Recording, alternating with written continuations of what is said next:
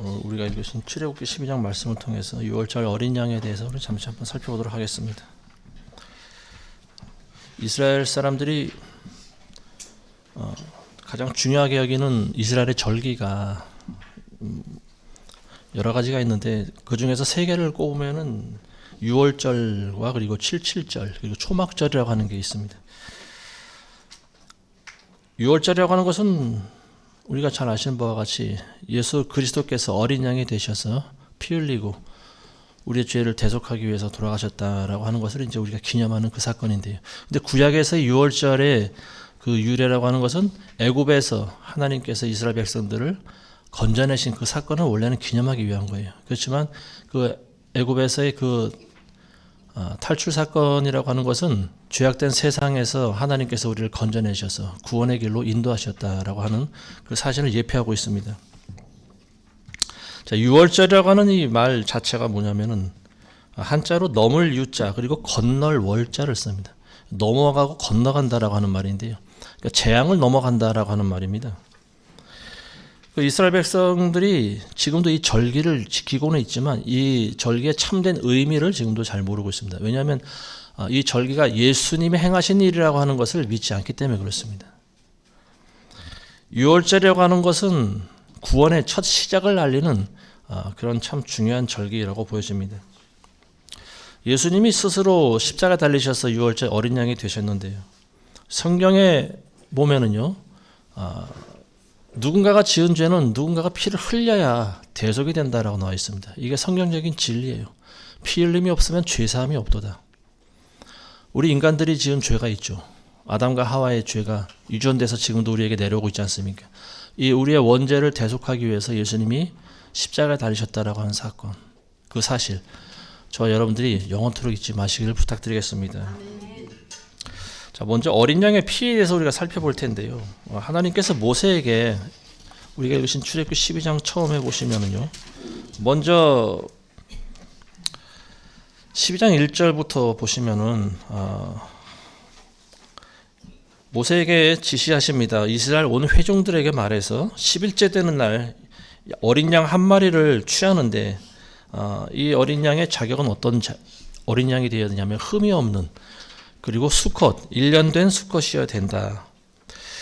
그리고 이제 10일 날 그거를 골라서 3일 동안 간직을 합니다. 그리고 14일 날 저녁 때 그 어린 양을 잡는 거예요. 그래서 그 어린 양을 잡으면은 피를 흘리겠죠. 그래서 그 피를 대야에 담습니다. 그리고 그 대야에 담은 피를 가지고 가서 14일 저녁에 대문에다 칠을 하는 거예요. 그래서 대문 양쪽 좌우에 있는 그 인방, 기둥과 그 위에 문설주 위에 어린 양의 피를 칠합니다. 이게 바로 6월절 어린 양의 피예요. 그날 밤에 어떤 일이 있었는지 여러분들 다 아시죠? 왜 하나님께서 이 피를 칠하라고 하셨을까요? 집집마다 이 어린 양의 피가 칠해져 있지 않은 집은 죽음의 사신이 들어갑니다. 그래서 그 집안에 있는 모든 초태생을 다 죽입니다. 초태생이라고 하는 건 다른 말로 장자라고도 하는 거죠. 모든 가정, 그러니까 집집마다 아이들이 있지 않겠습니까? 물론 자식이 없는 집안도 있겠지만 자식이 없으면 대신 그 집에 가장이 죽겠죠. 초태생, 처음 태어난 것들은 반드시 죽임을 당한다라고 하는 말입니다. 물론 하나님께서는 죄악된 애굽에 있는 모든 사람들을 초태생뿐만이 아니고 모든 사람들을 다 죽이셨어야 됐습니다. 왜냐하면 처음부터 끝까지 죄악으로 물든 백성들이 바로 애굽 백성이기 때문에 그래요. 그렇지만 초태생만을 죽이신 것은 하나님께서 너희의 생사를 내가 관장할 수 있는 그런 능력이 있는 하나님이다라고 하는 것을 보여주시기 위한 그런 어떤 한 예표이기 때문에 그렇습니다. 자, 그래서 이스라엘 백성들은 모세의 지시에 따라서 어린 양을 잡아서 간직을 했다가 그걸 14일 저녁 때 잡습니다. 피를 흘리고 그 피로 자기 대문에 다 전부 칠을 했습니다. 자, 이게 이제 곧 구원의 시작인 거죠. 구원이라고 하는 것은 어린 양의 피를 칠한 사람들만이 구원을 받게 되는 것입니다. 아멘이시죠? 아멘. 어린 양의 그 보혈의 능력이 적용되지 않는 사람은 구원받지 못하는 거예요.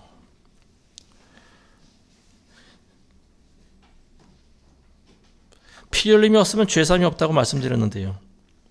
예수님께서 왜 이렇게 하셨을까? 물어볼 것도 없지 뻔한 사실입니다. 저와 여러분들을 사랑하셨기 때문에 그러는 거예요. 하나님이 세상을 이처럼 사랑하셨다고 나와 있지 않습니까?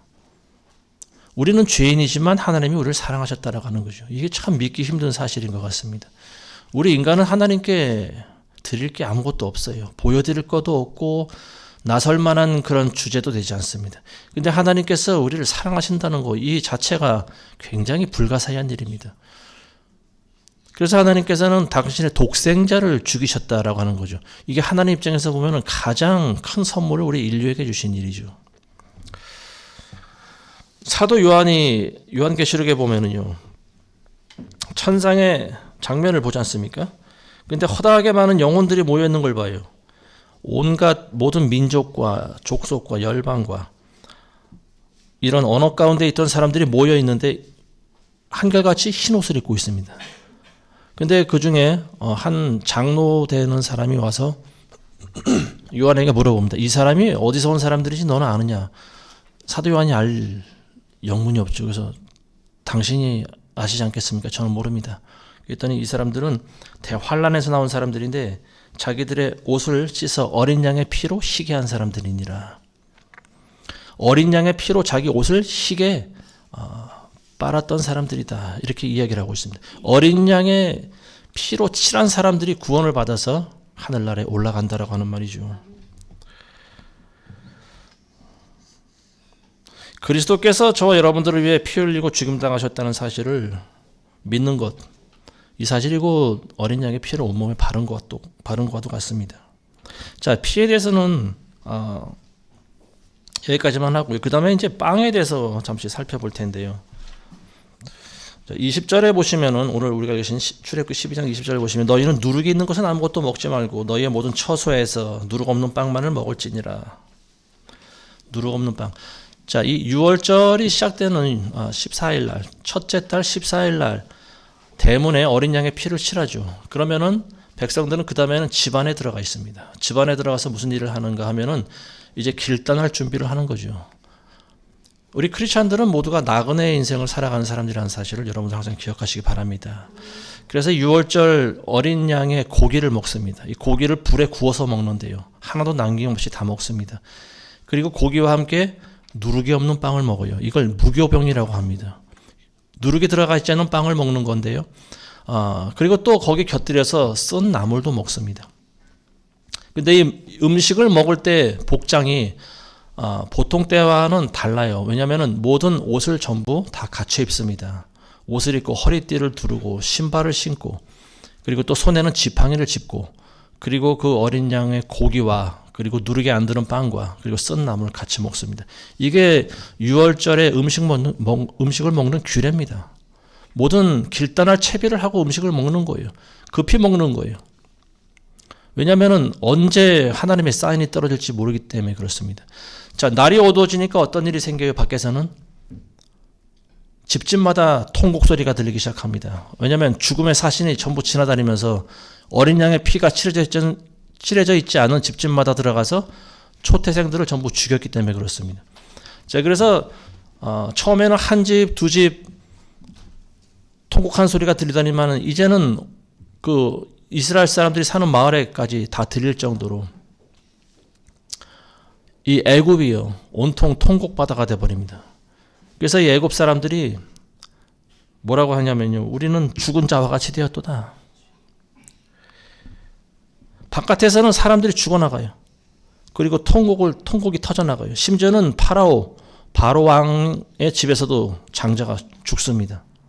왕부터 가장 밑에 있는 신하들까지 모든 그 집안의 초태생들이 다 죽임을 당합니다. 심지어는 짐승의 초태생까지 다 죽여버리시는 거예요. 그러니까 하나님의 그 놀라우심은요, 그 하나님의 능력은 어마무시합니다. 우리 상상할 수 없는. 자, 이것을 통해서 우리가 알 수 있는 것은 뭐냐면 사람이든지 짐승이든지 결국은 모든 생물들은 다 죽는다라고 하는 말입니다. 근데 우리가 죽어도 살 수 있는 비밀은 바로 어린 양의 피에 달려 있는 거죠. 피로써 저와 여러분들은 이 구원의 길에 들어서게 된 것을 항상 하나님께 감사하시기 바랍니다. 자, 밖에서는 사람이 죽어나가고 통곡 소리가 터져나가는데 이스라엘 백성들은 안에서 어떤 일을 할까요? 옷을 갖춰 입고 음식을 먹습니다. 준비를 하는 거죠. 길 떠날 준비를 하는 거죠. 조금 있으면 이제 파라오가 신하들을 보내서 모세를 불러들입니다. 그리고 너희는 너희의 모든 백성과 짐승 떼들을 다 데리고 이 애굽 땅에서 떠나가라. 그 지긋지긋한 너희가 믿는 하나님과 함께 이 땅에서 떠나가라. 이 명령이 곧 떨어지지 않습니까? 언제 떨어질지 모르는 거죠. 성경에 보면은 밤중에 떨어졌다고 나와 있습니다. 그날 하루가 다 가기도 전에요. 새벽 동트기도 전에 밤에 파라오가 모세와 아론을 부릅니다. 그리고 너희는 길을 떠나도 좋다. 자, 그래서 이제 초저녁에 피를 칠하고 들어앉은 사람들은 어린 양의 고기와 빵과 나물을 먹으면서 사인이 떨어지기를 기다리고 있는 거죠. 근데 미처 그 음식을 다 먹고 뒤처리를 하기도 전에 집집마다 이제 기별이 옵니다. 너희는 이제 길을 떠나야 된다. 나그네 인생이라고 하는 것이 바로 이런 거예요. 하나님께서는 항상 우리가 준비되기를 원하십니다. 왜냐하면 우리가 언제 갈지 모르기 때문에 그래요. 늘 드리는 말씀이지만 죽음이라고 하는 것은 언제 찾아올지 모릅니다. 그래서 우리가 항상 어린 양의 보혈로 칠해져 있어야 된다라고 하는 말입니다.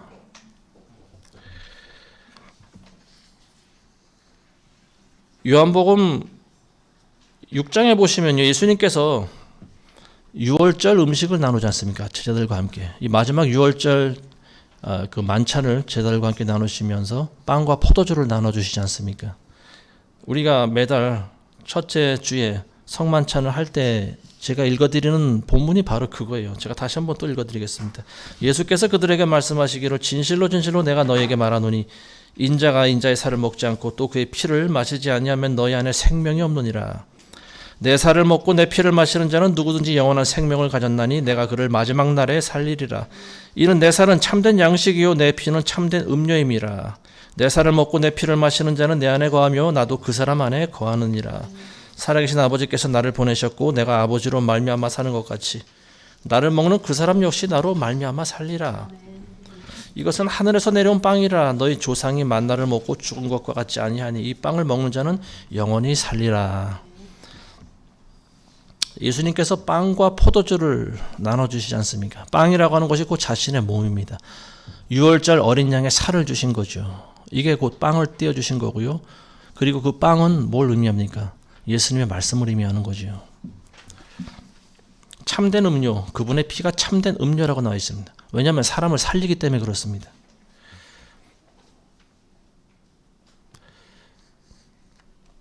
근데 먹어야 되는 빵에 누룩이 들어있으면 안 된다. 이게 굉장히 강한 규칙 중에 하나입니다. 보통 빵을 만들 때는 누룩을 집어넣어서 발효시킨 다음에 그걸로 빵을 굽죠. 그래야 빵이 부드러워지고 부풀어 나기 때문에 그렇습니다. 근데 이때 먹는 빵은 누룩이 들어가면 안 된다라고 하는 거예요. 하루만 먹는 게 아니고 이틀만 먹는 게 아니고 일주일 내내 누룩이 없는 빵을 먹습니다. 14일 6월절이 시작된 날부터 21일까지 무교병을 먹었어요. 이스라엘 백성들은. 이 7일간은 집안에서 누룩을 찾아보지 못할 정도로 엄격히 그 누룩이 들어가는 것을 규제했습니다. 왜냐하면 자칫 누구라도 실수로 빵을 만들었는데 거기에 누룩을 집어넣으면 어떻게 됩니까? 죽는 거예요. 우리는 먹었을 때 모르지만 하나님께서는 아십니다. 그 밀가루 통에 누룩이 들어간지 안 들어간지 하나님께서는 아세요. 누구든지 누룩이 들은 빵을 먹는 자는 백성들 가운데서 끊쳐지리라 이렇게 말씀하십니다. 자, 누룩이 없는 빵을 먹어야 된다라는 사실, 이게 뭐냐면 바로 예수 그리스도의 모든 말씀이죠.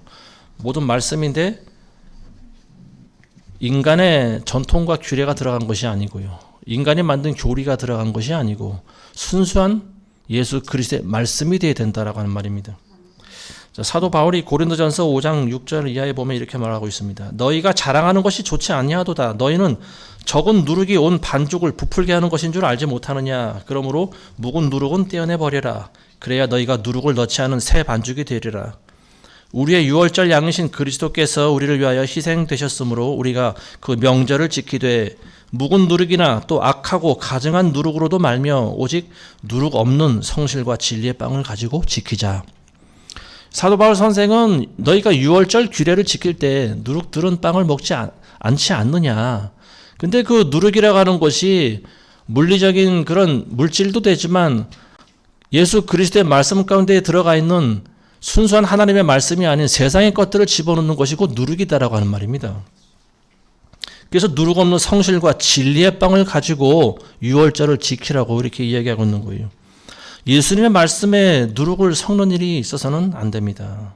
이단들은 하나님의 말씀에 자기 생각을 집어넣어요. 그리고 자기가 만든 교리로 사람들을 가르칩니다. 예수님은 생명의 빵이라고 말씀하셨어요. 예수님을 먹는 자가 영생을 얻게 되어 있습니다. 근데 누룩이 들어있는 빵을 먹으면 안 되는 거예요. 오늘날 많은 교회가 배교하게 된 이유는요. 교회가 너무나 많은 누룩을 집어넣기 때문에 그렇습니다. 하나님의 말씀에 인간의 전통과 교리를 집어넣기 때문에 그래요. 그러니까 사람들은 믿음이 자라질 않습니다. 마태복음 16장 6절에 보면 예수께서 그들에게 말씀하시기를 바리새인들과 사두개인들의 누룩을 주의하고 조심하라 이런 말씀하십니다. 바리새인과 사두개인들의 누룩이라고 하는 것이 뭐냐면 그들이 전하는 전통을 이야기하고 있습니다. 하나님 말씀에 기록되어 있지 않은 인간이 만들어낸 그런 교리나 전통을 누룩이라고 이야기하고 있습니다. 예를 들면 사두개인들이 말하고 있는 것은 사두개인들이 믿는 하나님이라고 하는 분은 우리가 믿는 하나님과는 달라요. 왜냐하면 이 사람들은 성경을 읽어도 다르게 해석을 하기 때문에 그렇습니다. 이미 많은 누룩이 들어가 있었다는 거죠. 이 사람들은 영혼의 존재를 믿지 않습니다. 귀신도 없고 영혼도 없다고 하는 거예요. 그리고 내세도 없다고 하는 사람들입니다. 그러니까 오직 현실주의적인 그런 신앙관을 가진 사람들이 바로 사두개인이었다라고 하는 거예요. 자, 바리새인들은 또 어떤 복음을 전했을까요? 이 사람들 역시 외식하는 사람들이죠. 겉과 속이 다른 사람들이 바로 바리새인 아니겠습니까? 이 사람들은 영혼도 믿고 천국과 지옥도 믿고 영생도 믿습니다. 그렇지만 하나님의 말씀과 삶이 다른 그런 이중인격적인 삶을 살아가는 사람들입니다. 이것도 역시 누룩이 섞인 빵을 먹은 것과 조금 더 다름이 없는 거죠. 자, 베드로전서 2장 1절에 보면은요. 그러므로 모든 악의와 속임수와 위선과 시기와 온갖 비방하는 말을 버리고 갓난 아기들로서 순수한 말씀의 젖을 사모하라. 이는 너희가 그것으로 인하여 자라게 하려 함이라. 순수한 말씀의 젖을 먹지 않으면 자라지 않는다라고 하는 거예요. 어린아이가 자라날 때는 순수한 어머니의 젖을 먹어야 되는 거죠. 다른 것을 먹으면 탈이 납니다. 근데 어린아이가 자랄 때 너무 여러 가지를 많이 먹은 거예요. 그러니까 믿음이 자라질 않습니다. 아무리 깨어있는 교회라 할지라도 그리스도의 모든 말씀을 들어야 산다는 사실을 여러분들 믿으시기 바랍니다.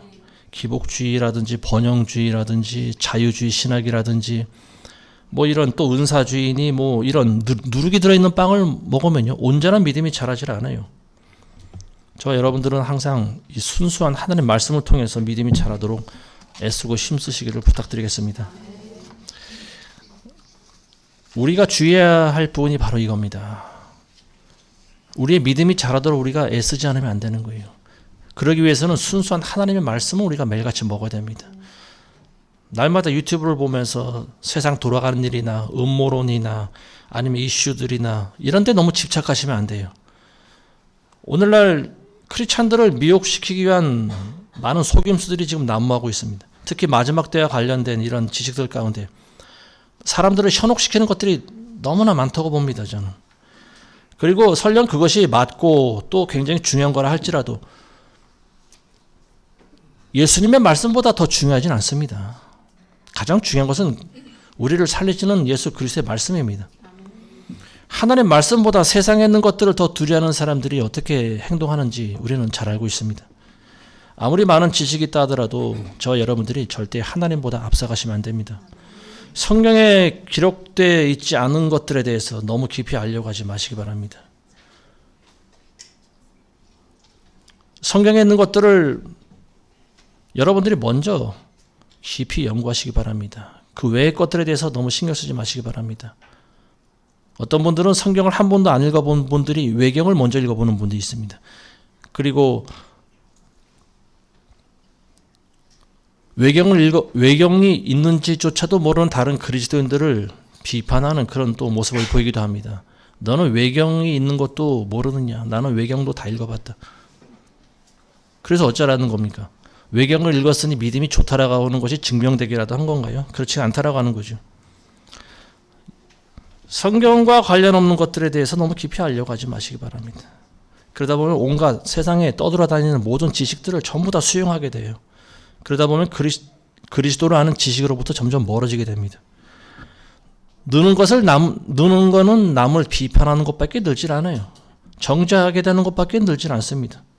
저와 여러분들은 항상 신령한 젖과도 같은 예수님의 말씀을 먹게 되시길 바라겠습니다. 자, 그리고 오늘날 이 6월절 규례가 우리에게 주는 또 하나의 교훈이 있어요. 이게 뭐냐면 22절에 나와 있습니다. 22절에 보시면은요. 하반절에 너희 중 아무도 아침까지 자기 집 문 밖으로 나가지 말지니라. 아침까지 자기 집 문 밖으로 나가지 말라. 굉장히 중요한 교훈 중에 하나입니다. 어린 양의 피를 대문에 바르고 집안에서는 고기를 먹습니다. 빵과 고기를 먹어요. 근데 아무리 문 밖에 피를 발랐다 할지라도 자기가 스스로 문을 열고 나오면 어떻게 될까요? 죽임을 당하는 거예요. 죽음의 사신은 밖에 있는 것들을 용서치 않습니다. 초태생들은 무조건 다 죽입니다. 이스라엘 백성들이라 할지라도 죽이는 거예요. 이스라엘 백성들이 살아날 수 있는 방법은요, 피칠한 집안에 숨어 있어야 되는 거죠. 꼭 나가지 말고 그 대문 안에, 집 안에 꼭 있는 겁니다. 아무리 집 대문에 어린 양의 피를 칠했어도요, 문 밖을 나가면은요, 그 피의 효력권에서 벗어나게 되는 거예요. 바로 죽음의 사신이 찾아옵니다. 자, 이것이 의미하는 것이 뭐냐면, 한 번 받은 구원이라도 우리가 계속적으로 그리스도 안에 거해야 된다라고 하는 사실입니다. 그래야 그분의 영향권 아래에 있는 거예요. 우리가 예수 그리스도의 몸 밖으로 벗어나는 일을 하시면 안 된다라고 하는 사실입니다.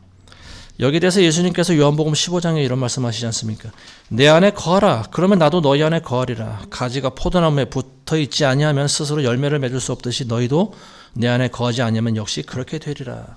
나는 포도나무요 너희는 가지라. 그가 내 안에 내가 그 안에 거하면 그 사람은 많은 열매를 맺느니라. 이는 나를 떠나서는 너희가 아무것도 할 수 없기 때문이다. 내 안에 거하지 아니하는 사람은 가지처럼 버려져 말라져 버리느라. 그러나 사람들이 그것을 거두어 불 속에 던질 것이요 그것들은 타버릴 것이라. 예수님은 포도나무고 저와 여러분들 가지라고 말했습니다. 가지는 포도나무에 꼭 붙어 있는 거예요. 6월절 어린 양의 피를 문 밖에 칠한 사람들은 그 집안에 꼭 숨어 있어야 되는 거예요. 아침이 될 때까지 문 밖을 나서면 안 됩니다. 그러면은 애굽에 있는 사람과 똑같은 거예요.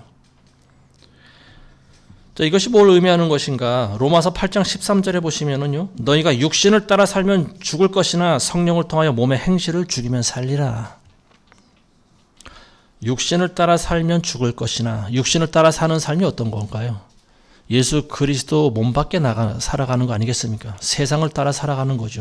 세상을 사랑하고 세상에 있는 것들을 사랑하고 육신의 정욕과 안목의 정욕과 이생의 자랑을 따라 살아가는 거죠. 이게 바로 예수 그리스도의 보혈의 효력이 없게 만드는 일입니다. 그래서 우리는 성령을 통해서 항상 몸의 행실을 죽이며 살아가라고 하는 거죠. 어린 양의 피가 칠해져 있는 그 효력권 안에 꼭 붙어 있는 거예요. 그리고 그 안에서 신령한 음식을 먹는 겁니다. 그리고 언제든지 호출이 오면 길단할 준비를 하고 있는 거예요. 이게 크리스찬의 모습이 되어야 됩니다.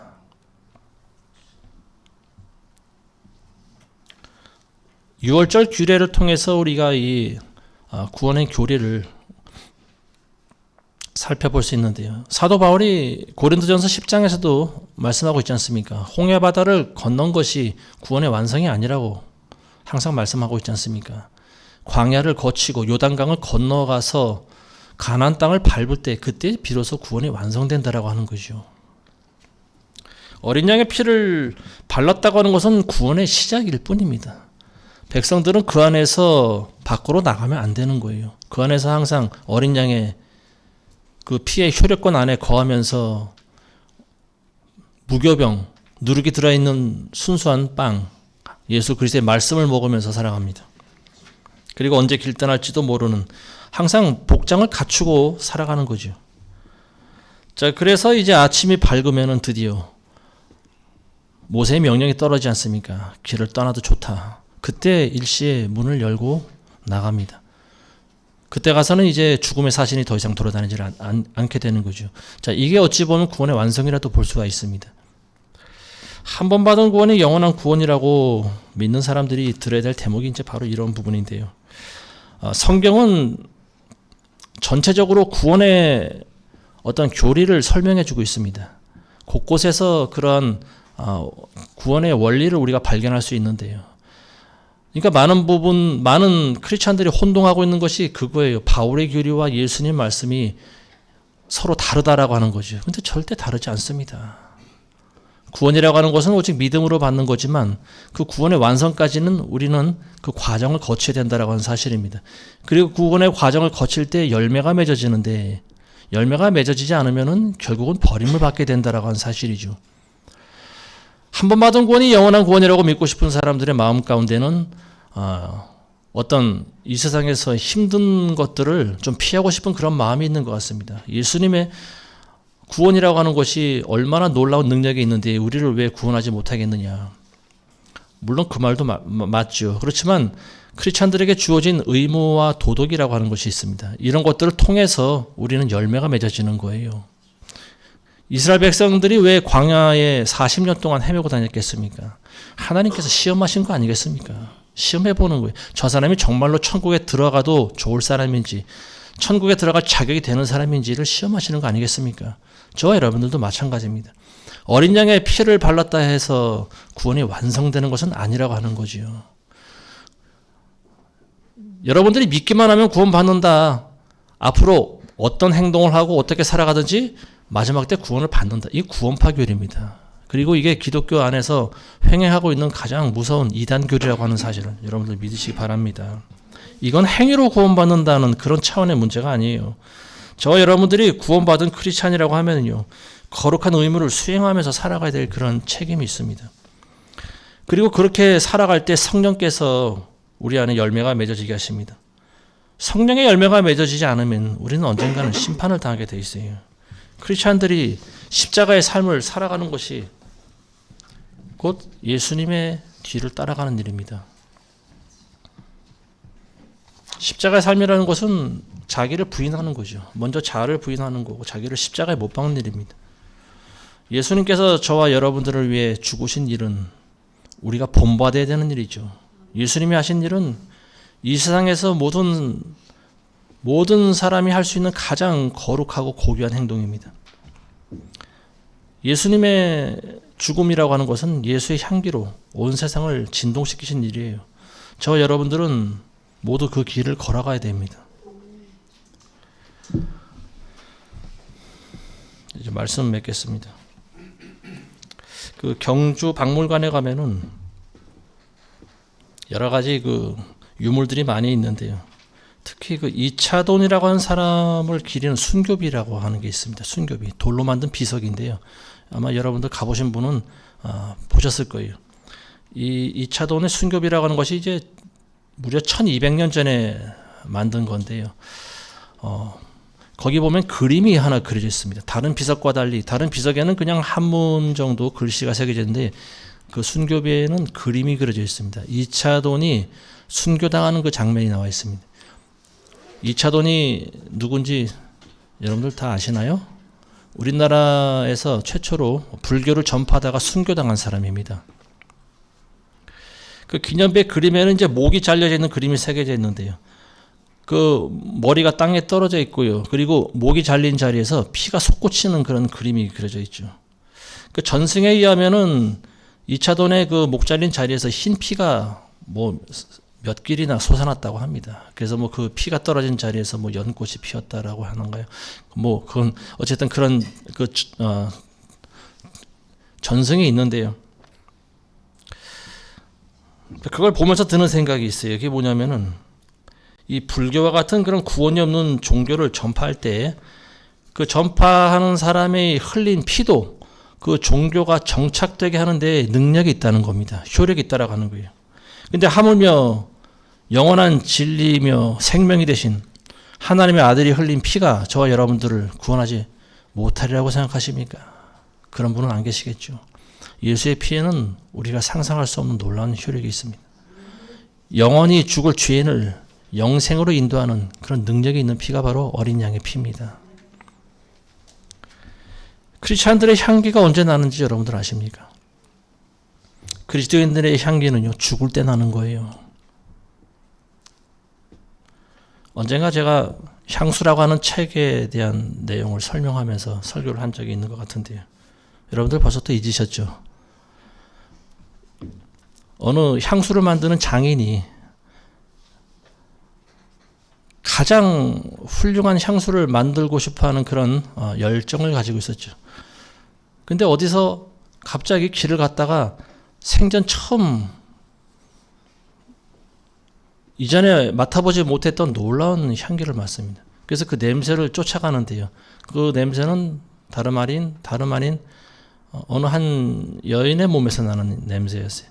그래서 이 향수 만든 사람은 그 여인을 끝까지 추적해 가서 몰래 여인을 납치해서 죽입니다. 그리고 그 여인의 몸에서 그 향기를 채취해요. 어떤 방법으로 했는지 몰라요. 근데 그 여인의 몸에서 향기를 채취해서 그걸로 향수를 만듭니다.